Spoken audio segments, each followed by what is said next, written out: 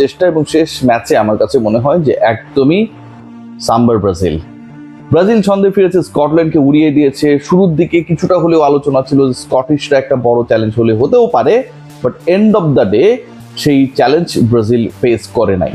3-0 এই জয় ব্রাজিলকে table topper, গোল ডিফারেন্সের হিসাবটা যদিও শেষ পর্যন্ত আসতেই হয়েছে, কারণ মরক্কো আসলে তাদের লাস্ট ম্যাচে হাইতির বিপক্ষে 4-2 ব্যবধানে জিতেছে। But end of the day ব্রাজিলের এই জয় ছাপিয়ে, স্বস্তি ছাপিয়ে অস্বস্তির জায়গা নিয়ে আসলে ব্রাজিল স্কটল্যান্ড ম্যাচটা শেষ হয়েছে। এবং সেই অস্বস্তির নাম ভিনি জুনিয়র, যেই ফুটবলার ব্রাজিলের হয়ে রোনালদো এবং রিভালদোর পরে গ্রুপ স্টেজের সব ম্যাচে গোল করার রেকর্ড করেছেন। প্রথম, দ্বিতীয়, তৃতীয় সব ম্যাচের ম্যান অফ দ্য ম্যাচ, সব ম্যাচে গোল করা ভিনি জুনিয়র আজকের ম্যাচে হ্যাটট্রিক পান নাই এবং সেই হ্যাটট্রিকটা তিনি ডিজার্ভ করতেন। সেই হ্যাটট্রিকটা হবার পরও হয় নাই। সেই হ্যাটট্রিকে তিনি গোল করার পরও গোলকে বাতিল করা হয়েছে রেফারির সিদ্ধান্তে। ঘটনাটা কি? ঘটনাটা আপনারা যারা খেলা দেখেছেন জানেন, আপনারা সোশ্যাল মিডিয়ায় দেখেছেন তারাও জানেন। একজন ফুটবলার, তিনি হচ্ছে ফরওয়ার্ড মুভমেন্টে রয়েছেন, আপনি সামনে এগিয়ে যাচ্ছেন, বলকে আপনি সামনে নিয়ে গোল করার জন্য আপনার মানে বল কিক করবেন সেরকম একটা মোশনের মধ্যে রয়েছেন। আটকাতে গিয়ে ডিফেন্ডার পেছন থেকে পা বাড়িয়ে দিয়েছে। আপনি কিন্তু ডিফেন্ডারের আগে অবস্থান করছেন, আপনার পা ডিফেন্ডারের আগে। এখন ওই পার্টিকুলার ডিফেন্ডার আপনাকে আটকাতে গিয়ে, গোল আটকাতে গিয়ে আপনার যেই মুভমেন্ট সেটা স্টপ করতে গিয়ে তিনি পড়ে গেলেন, পেছনে থাকা ডিফেন্ডার, এটা উল্টা আপনার এগেনস্টে ফাউলের এলিগেশন গেল, গোল বাতিল হয়ে গেল। কোনোভাবে কি এটা অ্যাকসেপ্টেবল হইতে পারে? আপনি সামনে রয়েছেন, আপনার পা সামনে রয়েছে, আপনি বলে কিক করছেন, পেছনে থাকা ডিফেন্ডার আপনাকে আটকাতে গেল পিছন থেকে এবং তিনি আপনাকে আটকাতে গিয়ে, আপনি সামনে রয়েছেন, আপনার পা সামনে রয়েছে, আপনি অ্যাকশনে রয়েছেন, আপনার পা অ্যাকশনে রয়েছে, তিনি পড়ে গেলেন।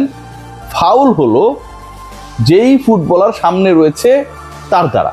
মানে এটা আমার কাছে খুবই অ্যাবসার্ড মনে হয়েছে এবং এটার কারণে ওই মুহূর্তের যে ঘটনা এবং ফ্র্যাকশনস অফ সেকেন্ডসে ভিনি জুনিয়র যে গোলটা করলেন, যেই গোলটা বৈধ হলে তার হ্যাটট্রিক হতে পারতো, আপনার লিওনেল মেসি এবারের বিশ্বকাপে সেকেন্ড হ্যাটট্রিক হতে পারতো, সেই গোল শেষ পর্যন্ত বাতিল করে দেওয়া হলো।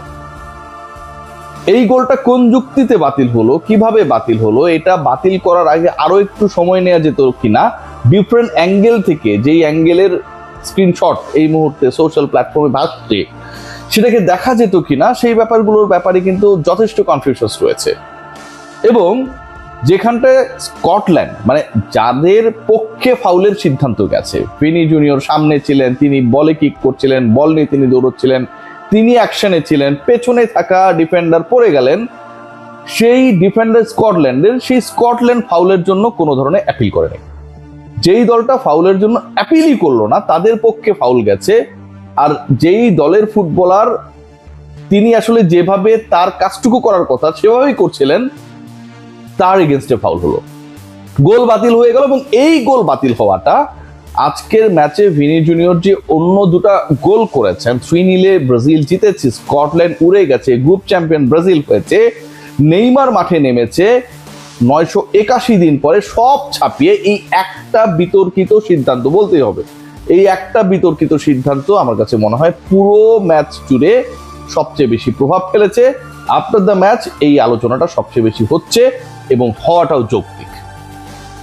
এর আগে যদি ভিনি জুনিয়রের পারফরমেন্স আপনারা বিবেচনা করেন, যে একজন ফুটবলার, ভাবতে পারেন রোনালদো রিভালদোর পরে 2002 ওয়ার্ল্ড কাপের পরে গ্রুপ স্টেজের সব ম্যাচে তিনি গোল পেয়েছেন, সব ম্যাচেই ম্যান অফ দ্য ম্যাচ।